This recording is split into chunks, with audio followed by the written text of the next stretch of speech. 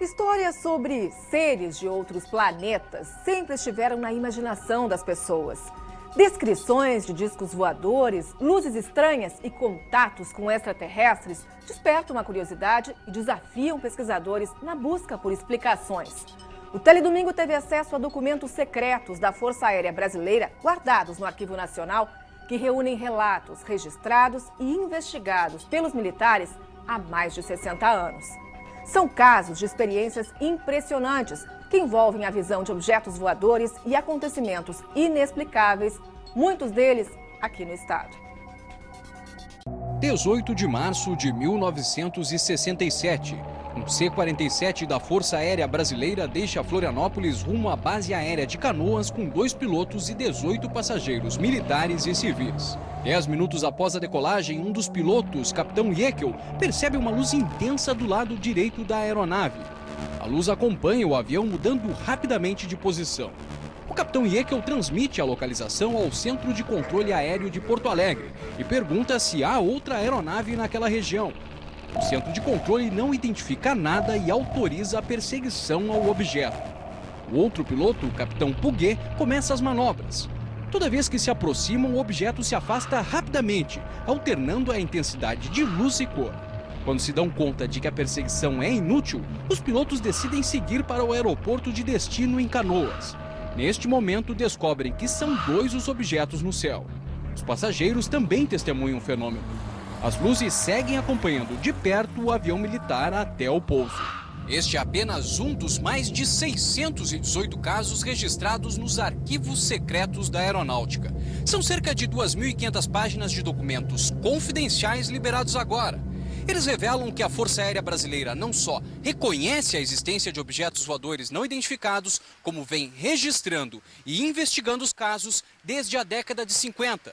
Nos arquivos, há provas de que a FAB manteve um sistema de investigação entre os anos de 1969 e 1972. Os papéis dão detalhes de como funcionava o Ciane, que apurou pelo menos 70 casos de OVNIs. Vamos dizer que seja uma herança da Guerra Fria. Tá? Na época da Guerra Fria, soviéticos e americanos, eles... uma espionagem terrível. E a tentativa era sempre um amedrontar o outro com armas sigilosas, armas secretas. Então, qualquer coisa que aparecia no céu, qualquer fenômeno meteorológico, a interpretação era um avião secreto soviético, um avião secreto americano. E ambas as partes não só cobertavam tudo, como faziam questão também de lançar mais lenha na fogueira para criar mais problemas um para o outro. Este homem já ocupou os mais altos postos da aeronáutica brasileira.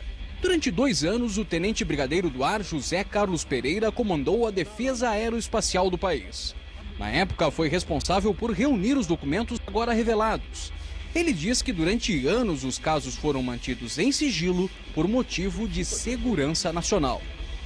Hoje, na reserva, o ex-comandante admite que para alguns acontecimentos não há explicação. A gente pode afirmar que em torno de 98% dos fenômenos que ocorrem na atmosfera e que são visíveis têm uma explicação, são perfeitamente explicados. A questão é que 2% não são explicados. Finalmente se oficializou que nós temos, que a Força Aérea Brasileira realmente detinha e ainda detém documentos oficiais de relatos dos seus pilotos civis, pilotos militares, controladores de tráfego aéreo, ou até pessoas civis mesmo que entraram em contato com a aeronáutica, de seus avistamentos. Isso só vem a reforçar o que a gente sempre bateu, que nós estamos sendo visitados por seres de outros planetas. Fenômenos inexplicáveis que também rondam o Rio Grande do Sul. Entre os casos documentados pela aeronáutica brasileira, há 58 relatos de gaúchos que dizem ter visto algo estranho e impressionante no céu. Avistamento Alegrete, 5 de outubro de 2001.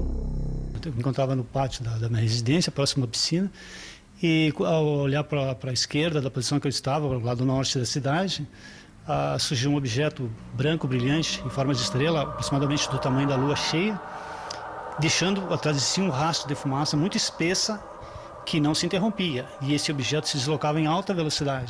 A primeira gravação foi feita totalmente por acaso. A partir daí, João se dedicou a conseguir novas imagens no céu, até que 4 dias depois deu sorte.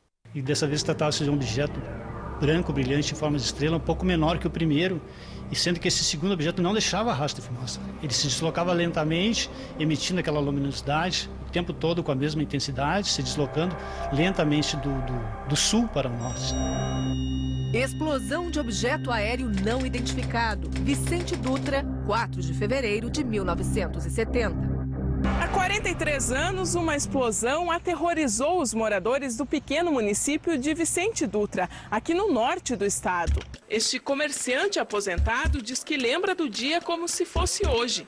E nós vimos o objeto não identificado, porque a gente não sabia o que era, numa certa direção de sul-norte. Você percebeu a princípio uma certa nebulosidade do rastro e até a gente visualizar o próprio aparelho luminoso. Não se constatou nada, não se encontrou vestígio nenhum, foi caindo no esquecimento. Avistamento, Pelotas, 5 de outubro de 1996. Um dos casos de maior repercussão aconteceu aqui no aeroporto de Pelotas há 17 anos. A história correu o país e foi registrada nos arquivos da Aeronáutica Brasileira.